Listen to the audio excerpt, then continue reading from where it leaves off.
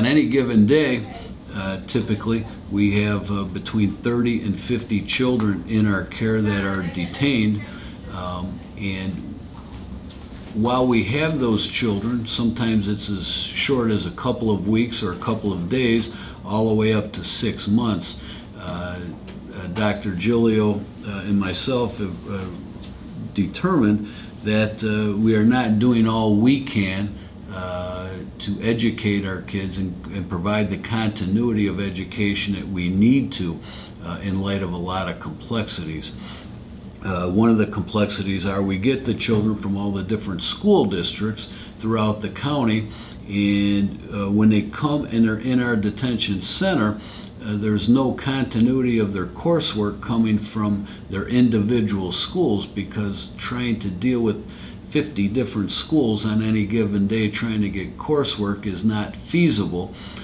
So we're here to have a discussion on how we better do what we or provide an education to our students, our detained children, so that we increase their chances of graduating from high school.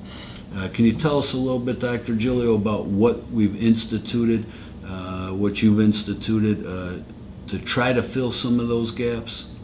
Right now, Judge, we have one licensed teacher, and she is currently teaching language arts, writing, English. It's difficult because our students range from 6th, 7th grade all the way to high school, and then we have students that have been expelled or suspended from school.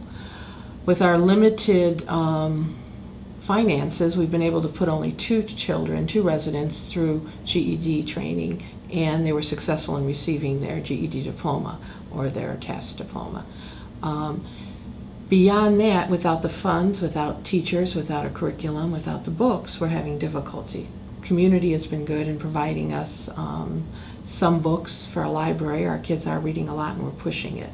But we need a curriculum, we need teachers.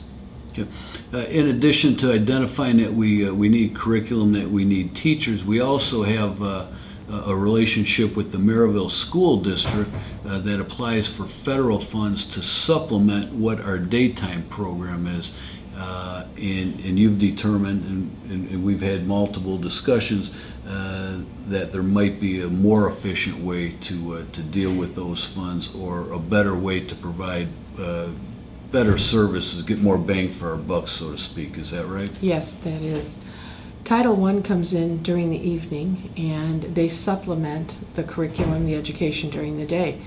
Right now we only have language arts going on, so Title I can only supplement that in the evening. They have computer programs, and again, we would like to see some individual tutoring done. We would like to see the program brought down to the during the day, where they can work with our one teacher and work with the students during the day. I think ideally what we would like to see is us to be able to have the resources available to us to educate the children while we have them, and to provide a smooth transition when we no longer have them and they go back into our communities, to continue with the work that we've started, either with an alternative school, a charter school, a day school, what have you, so that we can help the children maintain and get to that point of graduation. Is that kind of our vision? That's our vision. If we could receive the funding, whether Maryville provided the funding for teachers and curriculum or a charter school did, it would allow our students to come here, and immediately we would know what their needs are, assess them, and put them on track with some kind of credit recovery program.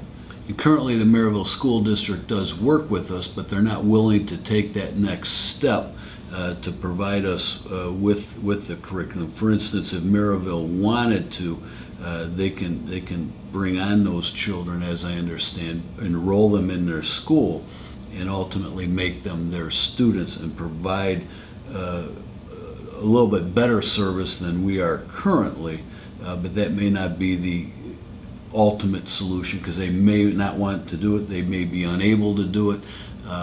We just don't know at this point. Is that pretty accurate? That's pretty accurate, and our hands are tied with the law currently. Right. And part of the problem is the funding formula in the state of Indiana. If Maryville were to provide this service for us, they would have to apply to each individual school district to get the state funds, the per pupil funds, and that is an administrative nightmare.